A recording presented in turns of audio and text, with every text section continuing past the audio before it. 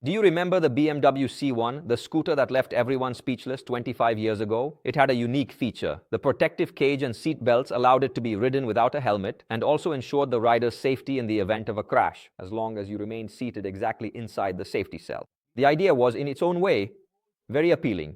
You could move through traffic with the agility of a scooter, but you wouldn't get wet.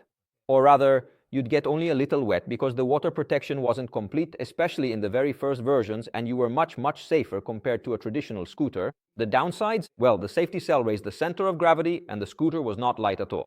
At the time, it was something of a flop, but maybe it just arrived too early when the market wasn't ready for it yet. Only later, in many cities, was the C1 actually reappraised, with used prices skyrocketing. Is the story of the C over? Not at all. Now, BMW seems ready to dust off that idea and is bringing it to the Munich Mobility Show. Here is the concept Vision CE.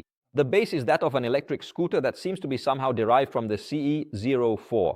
But here, there's no point in talking about the engine. The focus is all on the upper part, of course, where there's a composite structure made of metal tubes that works together with a seat equipped with seat belts and adjustable lengthwise, just like the original C1. The goal of such a vehicle is clear: to allow you to move around nimbly and safely without the need to wear a helmet or dress in motorcycle gear. At least that's what BMW says. I already know what you're wondering. Will we see a production model derived from the Vision CE?